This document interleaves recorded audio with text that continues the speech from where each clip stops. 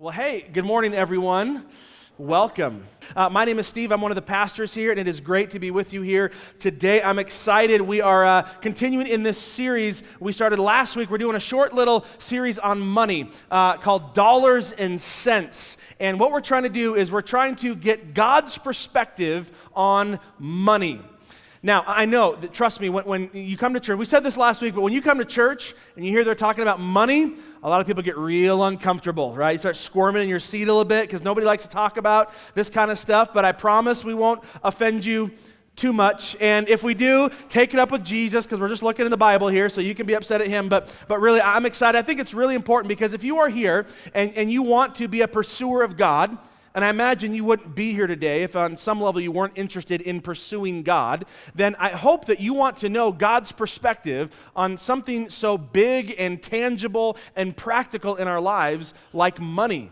I mean, this is a huge part of our life. We all deal with it every day. And so obviously I hope that you want to know, well, what does God have to say about this? And look really and be honest and look at yourself and say, am I using my money, my resources that God has given me, am I using this in the way that He would want? And so that's what we're going to be talking about today. And today I actually want to talk about kind of a scary topic, kind of a scary subject. As we talk about that, I want to start off by just kind of ask you an honest question. And really, you can be real. We're in church, so God's watching, right? So let me ask you this. How many of you, when you were a kid, were scared of monsters? Go ahead, be honest. How many of you?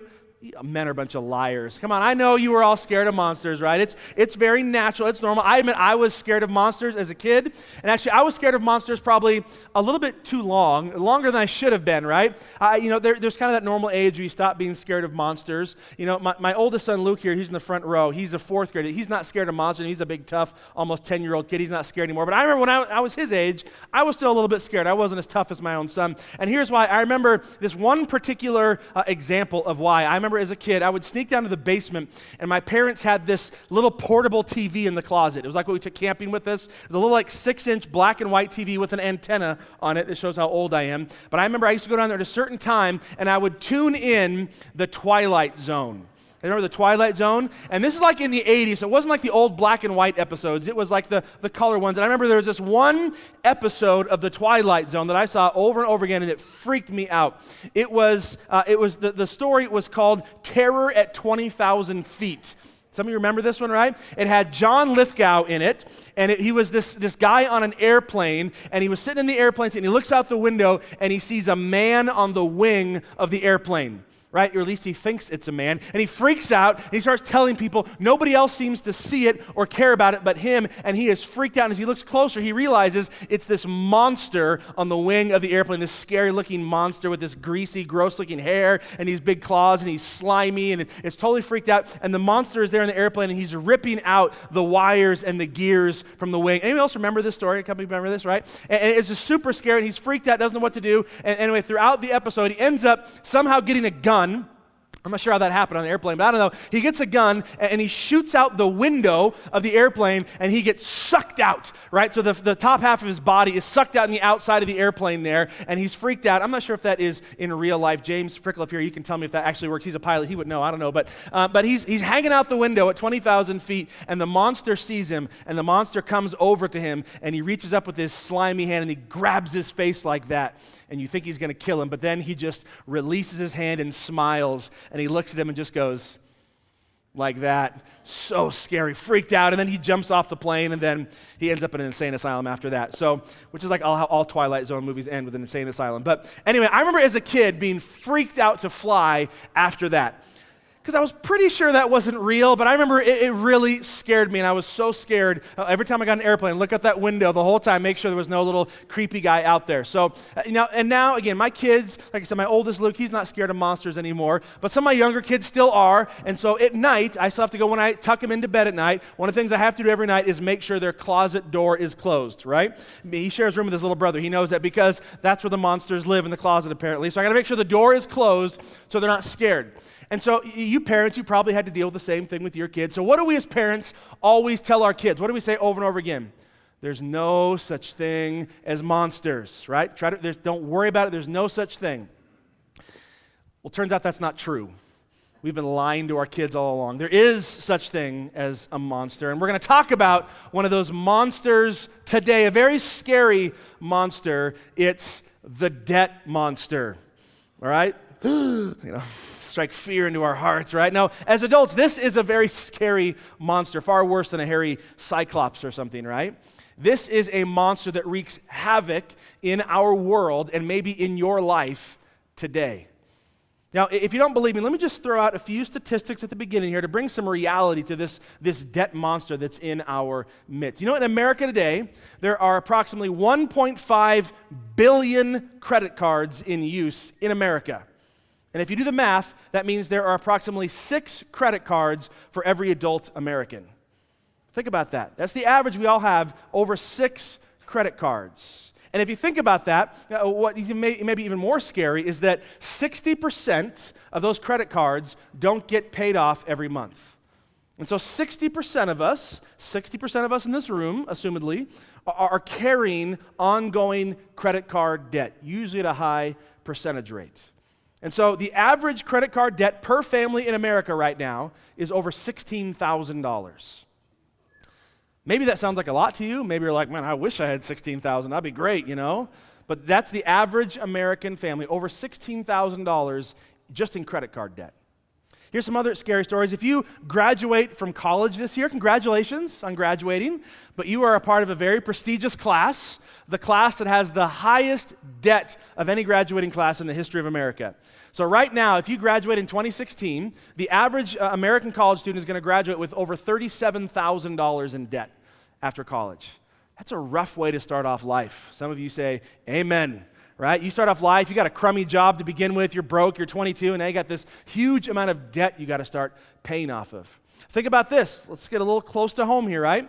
Last time I checked, there's 50 states in America, right? And of those 50 states, Utah has the 4th highest bankruptcy rate.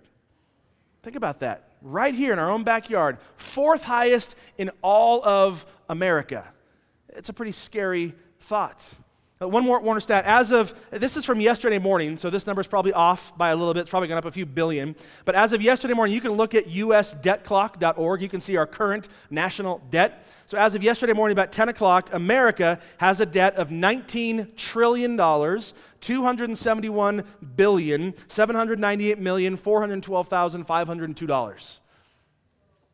It's a lot of money. Now, again, I'm not getting political here. I'm not an economist, but I know that's a big number, and that's not good. We can't just continue that forever. And so the question I want to just kind of begin with today is, where does all this debt come from? Why do we have all this?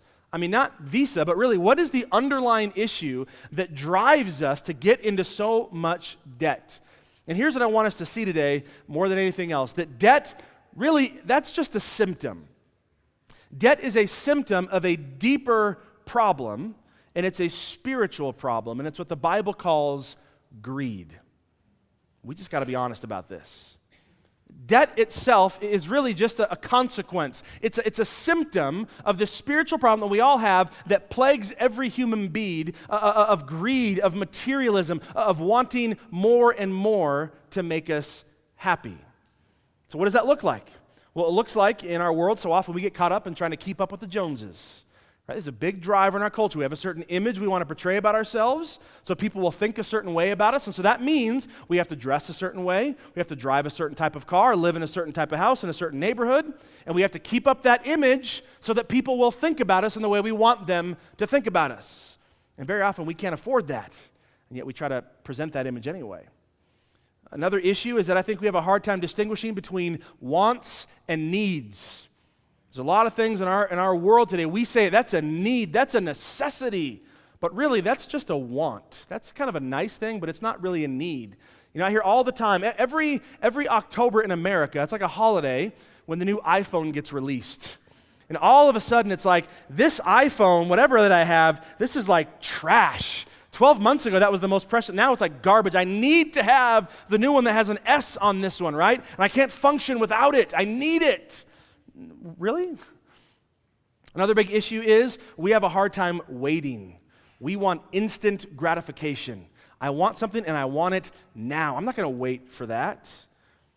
I think we have kind of a sense of entitlement in our culture. We have the sense that, well, we're Americans, so we deserve this. I deserve that thing, whatever it is. And really what all of this is tied to, it's what we talked about last week. If you weren't here last week, let me encourage you to go back and check out that message online. We talked about some of the lies that we believe about money. And one of the lies we believe about money is that ultimately it can bring us happiness. We might not admit that, but deep down, we all kind of think that. That if I just have a little more stuff, I can be a little happier because then I can have a little bit nicer version of that, and then I can pay for this experience and go on this vacation and have this security. If I just had more money, well, then I would be happier. And yet the Bible says that is just a lie. And the more we chase after that lie, the more we get sucked into this debt, and it grabs hold of us and it cripples us. And that new car, it might smell really good for a couple months. And that vacation might be fun on the beach for a few days. But then when those bills start rolling in, not so fun anymore. So we have to be real about this. Now, again, let me just say that not all debt is bad. I think there are appropriate times to have debt. If you have a home mortgage, that's going to be a good investment. Maybe in business, you need to take on a loan to expand your business. Student loans can be good debt sometimes. We're not saying that all debt is bad, but here's what we got to do. We got to be real about it. We have to be honest about the dangerous and destructive nature of debt and its underlying root cause of greed. We have to be real about it so that it doesn't bring pain into our life, because when it goes unchecked, it is truly destructive. Let me just share with you quickly a few ways that debt can be so destructive. Here's one way. Debt can lead to bondage. Maybe that sounds a bit dramatic, but this is what the Bible says. This whole greed and debt, this isn't a new thing. This goes all the way back to Bible times. And listen to how the Bible describes when we are in debt. It says this in the book of Proverbs, chapter 22. It says, "The rich rules over the poor, and the borrower is the slave of the lender." That's pretty vivid language. As the borrower, you are a slave to that lender. How many of you know what it feels like to be a slave to Wells Fargo or whatever bank you have, that mortgage check you got to write? I can feel like, man, they've got me.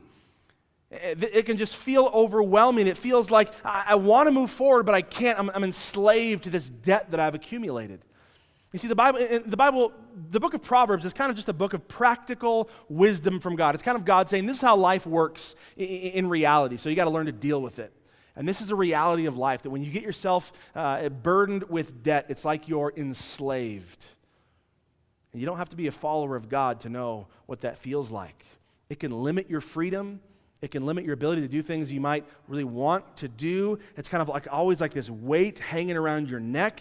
It can kind of feel like a ball and chain. Remember the old prison movies, you got that chain and there's a ball back there, and you go to run and you can't. You want to get free and you can't because you're dragging this thing around you and it slows you down. That's what debt can be like. You can't run and be free. It's just following you around. I was talking to a guy a little while ago. He's a Christian financial planner, and he was telling me a story about a guy at his church that came to him in a January, and he said, man, we got a little crazy with Christmas this year. I know it, and we wanted to give the kids a really good Christmas, so we got a new TV, and we got iPads, and I got lots of clothes and nice stuff, and we racked up $7,500 on my Visa card this year. And he's like, I know, I feel bad about it, and so I cut up that card. I'm done with it, and so that's behind me now. I'm just moving on. I'm just going to pay that minimum payment now, and then I'll just kind of be done with that. The financial planner said, well, can I just bring a little reality to your life? Let's just do a quick little bit of math here. If you've got a $7,500 balance on your credit card and you pay the minimum payment at 18%, which is $150 a month, do you know how long it's going to take you to pay that off? And he got his little calculator. 8 years. And it's going to end up costing you almost $15,000. It's going to double what you paid for. Think about that. One good Christmas. It was good for those couple hours on Christmas morning, but now you're paying for that long after the kids care about the iPad. Now they've forgotten all about it, and you're still paying for it, and you're doubling what you're paying for it. That's because when you borrow, you put yourself in bondage.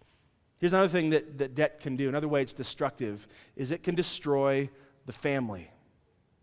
Okay, maybe you think, well, that sounds awful dramatic. Destroy families. Well, pretty consistently, the studies show that it's either the number one or number two cause of divorce in America today is finances. Finances break up more families than adultery in our culture today. And I've been doing pastoral counseling for almost 20 years, a lot of marriages, and I can tell you this is very, very true. Man, it brings so much stress and pain into a marriage, into a family, when there's that constant stress about money hanging over your head.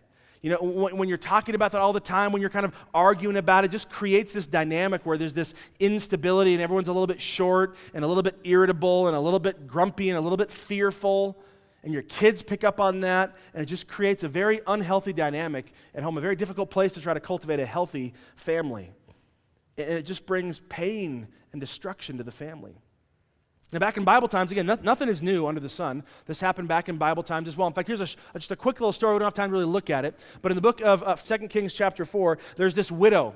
And her husband used to work for the prophet Elisha. And it says, one day the widow of a member of the group of prophets came to Elisha, and she cried out to him. And she said, "My husband who served you is dead, and you know how he feared the Lord. But now a creditor has come, threatening to take away my 2 sons as slaves." This is how it worked back then. You know, her husband died. She had a bunch of debt. She couldn't pay for it. And so what's the creditor going to do? He's going to take away those kids as slaves. I mean, talk about destroying families. And she's saying, I don't think my husband was a good guy. I mean, he served the Lord. He was a good guy. And yet my family's being destroyed because we had this debt. Now, fortunately, in our world today, we don't have to worry about creditors coming and stealing your kids away and putting them to work. Well, I think I'd be fine with that, I guess, on a certain fine. You can go to work, Luke, I don't know, pay off some debt. But really, it can be just as destructive in our family because, again, when there's constant fighting and stress and instability and creditors are calling and you have to move and you lose a car or whatever, all because of finances, it can wreak havoc on a family. And it's not just the parents, it's for the kids too. Don't think your kids aren't picking up on that. Don't think they're not learning those values about money. Don't think they're not experiencing that. And don't think that the world isn't after them. Think about this statistic. In 1980, advertisers in America spent approximately $100 million marketing to kids. Right? $100 million, just marketing, just junk and cereal and games and toys, that kind of stuff, just $100 million. In 2015, it was $17 billion. Think about that. $17 billion is being spent trying to grab your kids' attention, trying to tell them they need this thing, they need that toy, they need that Pop-Tart and that cereal, whatever it is. And you don't think that's going to have an effect on your kids? You don't think this is potentially creating a culture that is more and more materialistic and entitled, that's going to be destructive in future generations? Money and debt can be destructive to a family. Here's one other thing it can do. It can hurt God's reputation. Okay, maybe think, really? This is just my own, nobody even really knows. This is my own little financial issue. But here's the thing. As Christians, we are called to be representatives of God. We are called to be ambassadors from God, and people are watching you, whether you know it or not. And as Christians, in fact, you know what the word Christian means? It literally means little Christ. That's what we're supposed to be, an example of Christ, like a little Christ so people can see the reality of Jesus in our lives. Jesus said this in Matthew chapter 5. He said, "Let your light shine before men so they might see your good deeds and praise your Father in heaven." That's Jesus' plan, that people would look at us and our light is shining so brightly and then they see our good deeds. And the result is they say, I want to know that God. He's got something. I want to know that God of his. That's what it's supposed to be. It makes it very difficult to do that when your financial life is a wreck and people see all the destruction that's brought into your life. In fact, think about this again, what it says in the book of Proverbs. There's this kind of interesting thing you see a lot in the book of Proverbs. They're kind of these couplets, these comparisons, two different types of people. And it says on one hand over here, there's this group of people called the wicked, right? And what do the wicked do? They borrow and never repay. Right? But then there's another group over here, juxtaposed, another group of people. These are the godly. And what are they like? Well, they're generous givers. So the question is, which group do you want to be in? Do you want to be on the wicked side or the godly side? Well, that should make us think. Well, I hope you want to be on this side. But if you are borrowing, if you're going into debt and just not paying it back, well, that puts you in this category over here. And it makes it really hard to be a generous giver if you're so overwhelmed with debt that you can't ever be generous toward everyone else. I mean, that's a scary thought. And so often in our world today, here all the time, people say, oh, got into that debt, don't worry about it. Just write it off, just don't worry about it, and it'll just go away somehow. Just see your credit score is bad, don't worry about it. That's not how it's supposed to be as Christians. We are supposed to be shining the light of God. And it makes it very hard to do that when we are overwhelmed with debt. And again, maybe you don't think anyone's watching you, but they are. Especially if you are a religious minority in your world around you, people are watching. People are paying attention to how you live because they know you're different than most people around them, and they're watching you to see how you do everything in your life. Don't ever forget that. I was reminded of this, of how much people actually watch you. I remember when I was a young seminary student out in Portland, Oregon, I was asked as a seminary student to go in and speak at this church. Their pastor was gone. They needed somebody to fill in and preach. And so I went there as kind of a guest preacher, and I was very nervous. I'm this young seminarian. And I remember I was driving out there. It was about 45 minutes away, and I got a little bit lost on the way there, and it took longer than I thought. And so I was running late, thinking, great, I'm the guest preacher of this church. I'm going to be late. That's horrible. And I remember as we pulled into town, it was kind of this old downtown church, and it was at the end of this long street that was filled with stop signs. About every 100 yards, there was a stop sign, right? And I could see as I approached this road, there was about 15 stop signs between me and this church, right? And so as I pull up to the first stop sign, here's what made it even worse. I get behind this one car, and it is a lovely blue-haired grandma in a Buick. And I get right behind her, and she approaches that first stop sign and comes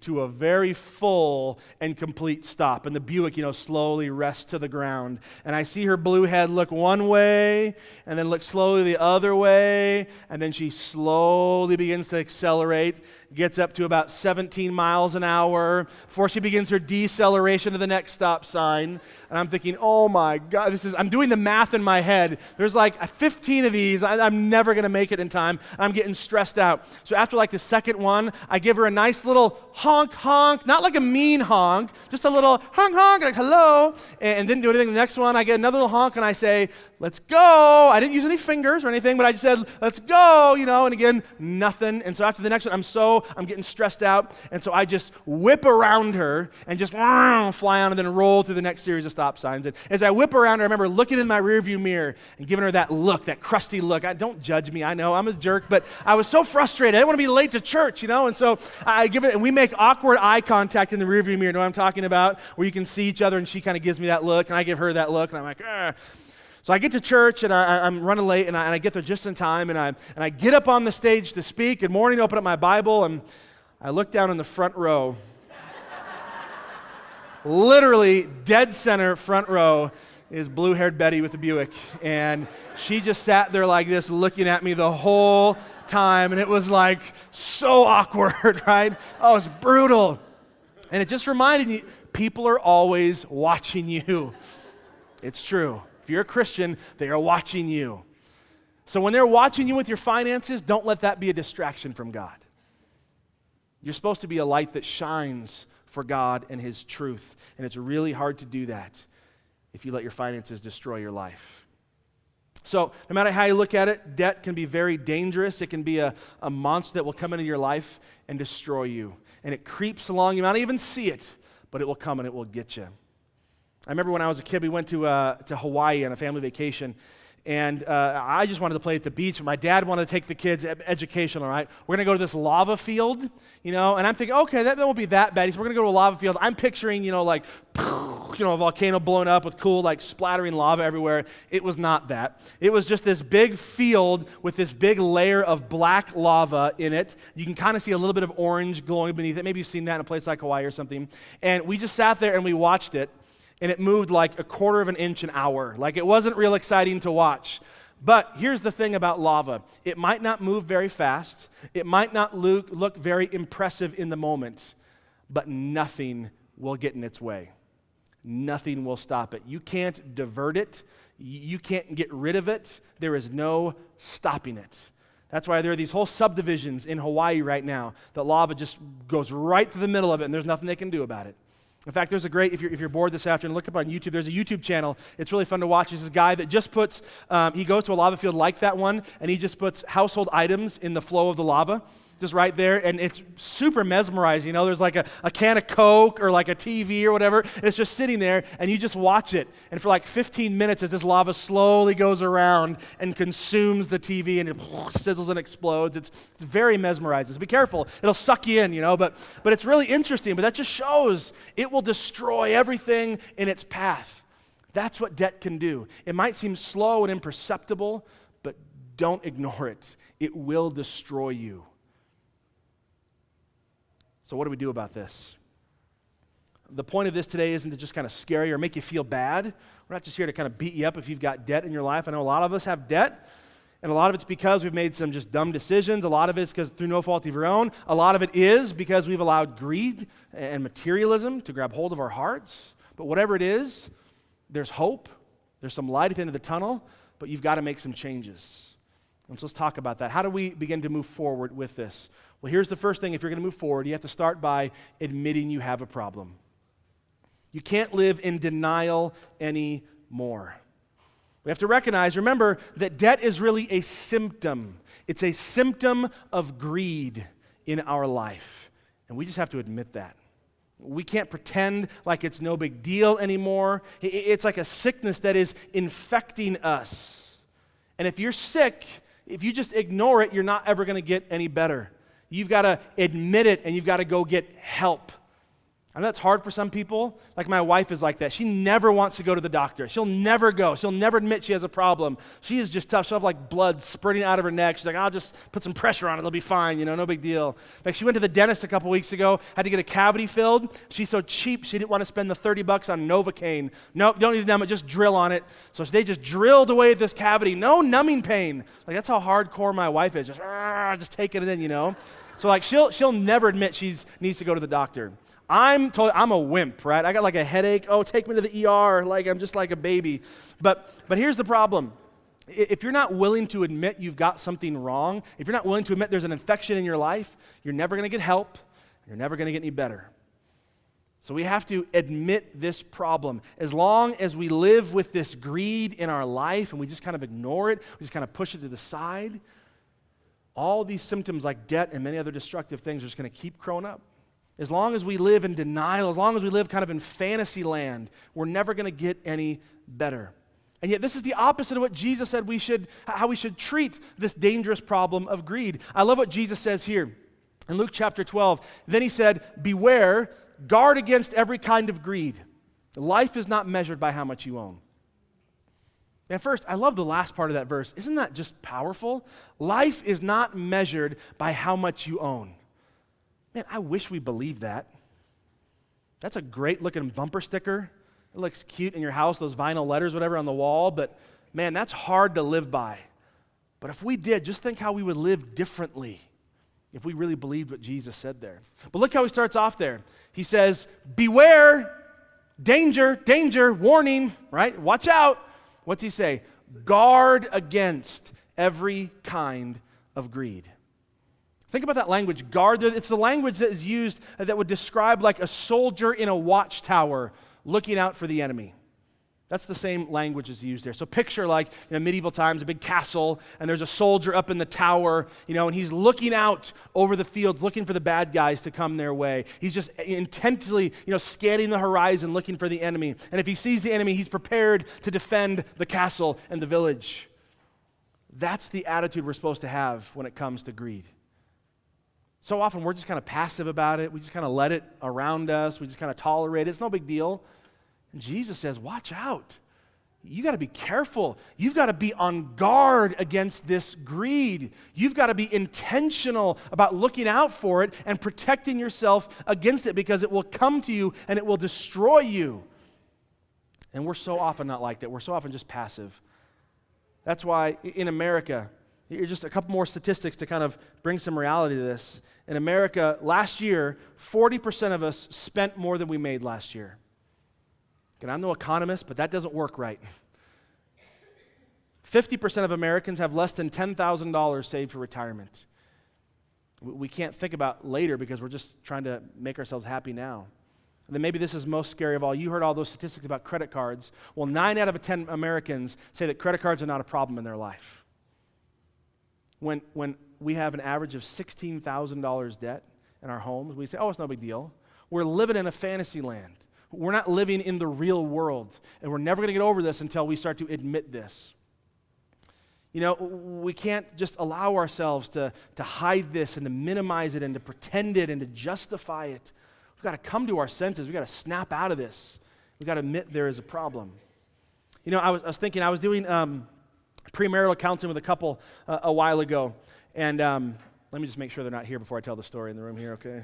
I think they go to a different campus. But anyway, so no, you're not here. But so I was talking about money, right? And we always talk about money in premarital counseling. And I always ask, so do you guys have any debt? Important question going into marriage. And they kind of looked at each other, no, we don't have any debt. I said, oh, that's good.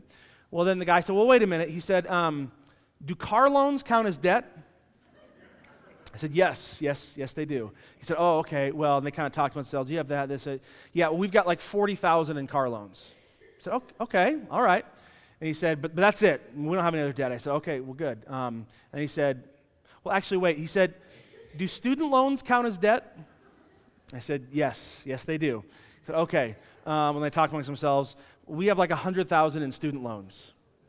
So think about that. In 2 minutes, he went from being debt-free in his mind to $140,000 in debt. In 2 minutes, right?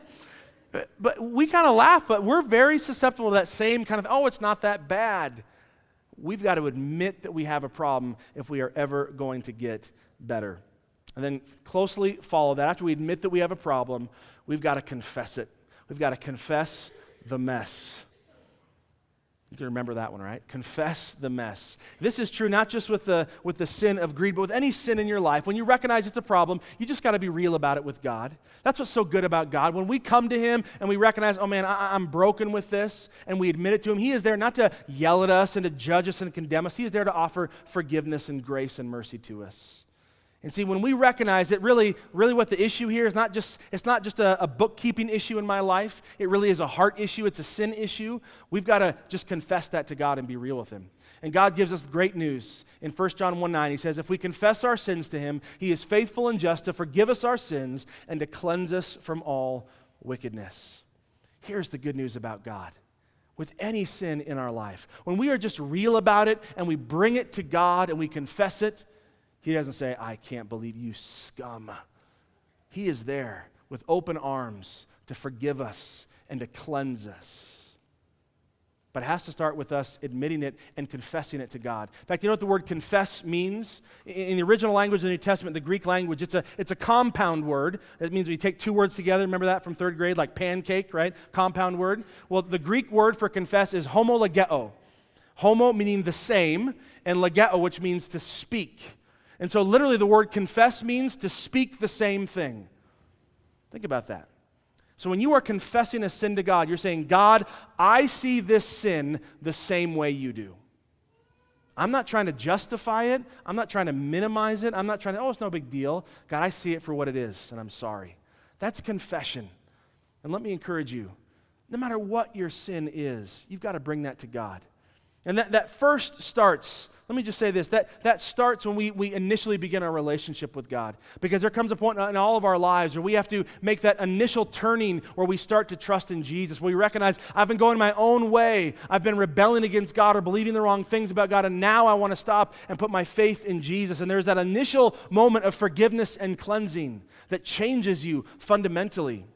But then as you go forward as a Christian, we still sin, we still struggle, and the problem is that sin has a way of kind of just messing up our relationship with God a little bit. It just kind of, it brings tension to the relationship. Kind of like husbands when you're a jerk to your wife, you know, and things are just a little bit tense around the house as a result. You're still married, but things are just a little bit awkward around the house. Maybe I'm the only one that's ever experienced it. I don't know. Maybe you never did that. But that's kind of what it's like with God, right? You're still connected, but there's this tension that's there. But the good news is when you just bring it to God and just confess it, there is complete forgiveness and cleansing. Let me encourage you, if you've never experienced that initial turning to God, let me encourage you to do that now. None of this other stuff matters if you're not right with God. Right? That's primary. If you have questions about what that means, I'd encourage you to talk to one of the leaders here after the service and maybe talk to the friend that invited you here today. Go online and check out Foundations on our website. It has to start with you trusting Jesus. And if you're here and you are a Christian and you recognize, man, I've got this sin in my life, I see it, just confess it to God. Remember, it's a heart issue. All this other practical stuff really isn't going to help you until you deal with the heart issue. And the last thing is this: you've got to make a decision. You've got to decide to trust God to forgive you and free you. Here's what we mean by this. We all need a D-Day, a decision day. We've got to come to a point where we say, I'm not going to live like this anymore. I've made a decision. I've admitted it. I've confessed it to God, and now I'm making a decision. I'm going to change. I'm going to wage war on the debt monster. I'm not going to let myself get sucked into this lie of greed any longer. And I know this is going to be hard. It's going to be painful, but I'm willing to do it because I know it'll be worth it. You've got to decide to take some practical steps. This can't just be in your head. You've got to talk to some people about this. Let me encourage you to go online to our resource website, pursuegod.org. There are tons of great resources there about really practical ways to help you deal with debt, budgeting stuff, and just all kinds of great stuff. Talk about that at home. Talk about it with your spouse. Talk about it with your kids. Talk about it with a mentor or in a small group. That's a very practical first step toward dealing with this. Don't just suppress it. You got to talk about it. But then let me encourage you to do some other practical things in your life. Let me encourage you to go get some plastic surgery. Really, go get some plastic surgery. I don't mean a little nip and tuck. I mean, get out that plastic and cut it, right? It's church-sanctioned plastic surgery right there, right? You got to get rid of some of that stuff. You don't need 6 credit cards. It's weighing you down. So you got to just make that decision. You've got to start, as Dave Ramsey on the radio likes to say, you got to start acting your wage. I like that. Act your wage. If you make 40 grand, don't live like you make 80 grand. If you make 80 grand, don't live like you make 200 grand. Act your wage. It's that simple. But we've got to start doing that if we're going to move forward. But ultimately, there's all kinds of practical stuff. Again, check that out at Pursue God. But ultimately, we have to see this is a spiritual issue. And we have to ask for God's help. Whether it is greed or any other sin in your life, whether it's gossip or lust or jealousy or whatever it is, ultimately we have to recognize these are spiritual issues and we need God's help.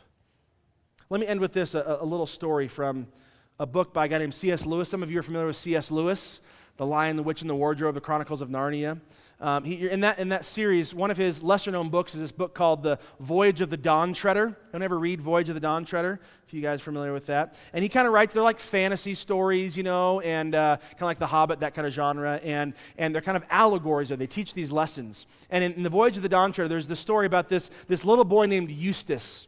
And Eustace is a selfish and greedy little kid, just consumed with greed. And as he's going through the land of Narnia, he stumbles into a dragon's lair. And he goes into this dragon's lair, and the dragons represent greed in the story. And this dragon's lair, it's filled with gold and jewels and treasures and diamonds. And this little this greedy boy is so excited, he begins to fill his pockets and his coat with all of these jewels and these treasures. And he's just so excited about it. And he's just filling himself up. And he gets so worn out just trying to gather more and more stuff for himself that he wears himself out and he falls asleep.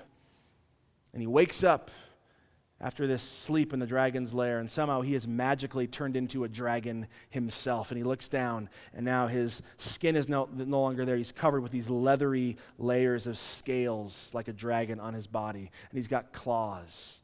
And he's freaked out. He doesn't know what to do. And he runs and he tries to get some help for this, and he can't figure it out anymore. And finally, he comes across Aslan the lion.